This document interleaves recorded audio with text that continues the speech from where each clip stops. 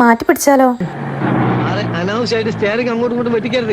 അല്ലേ വേണ്ടല്ലേ, നമുക്ക് നമ്മളെ ജൂപ്പിറ്റർ തന്നെ മതി. ജൂപ്പിറ്റർ മഴ നനയം. മഴയുമില്ല, ഭയങ്കര വെയിലാണ്. ഇന്നത്തെ നമ്മുടെ വീഡിയോ ചെറിയ ഷോപ്പിങ്ങും തിന്നലും കുടിക്കലൊക്കെ ആണ് കേട്ടോ. അപ്പോൾ പോകുന്ന വഴിക്ക് തന്നെ നമുക്ക് ചായ കുടിക്കാൻ മുട്ടി.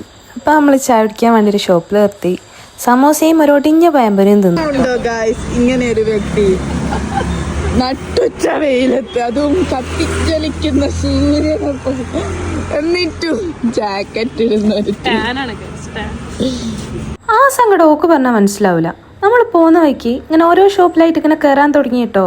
ജുമാനൊക്കെ ഡ്രസ്സ് എടുക്കലാണ് ഇന്നത്തെ നമ്മുടെ മെയിൻ പരിപാടി. ആ ഷോപ്പ് കയറി ഓൾ 2-3 ഡ്രസ്സൊക്കെ ട്രൈ ചെയ്ത് നോക്കി.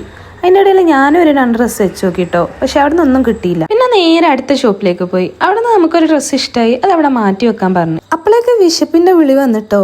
നമ്മൾ കഴിഞ്ഞ ദിവസം കണ്ട റീല് പ്രമാണിച്ച് നേരെ വിട്ടത് ലിസി ഹോട്ടലിലേക്കാണ്, പൊരിച്ച മീനും ചോറും കഴിക്കാൻ വേണ്ടി. കുറേ സൈഡും പൊരിച്ച മീനും പായസവും ഒരു സദ്യ തന്നെ ആയിരുന്നു. പിന്നെ ബില്ലും കിട്ടി.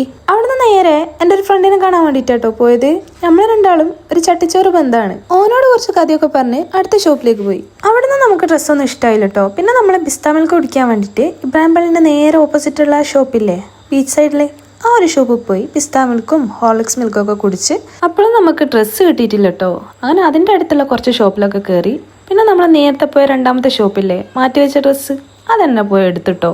എന്നിട്ട് നേരെ വീട്ടിലേക്ക് വിട്ട്.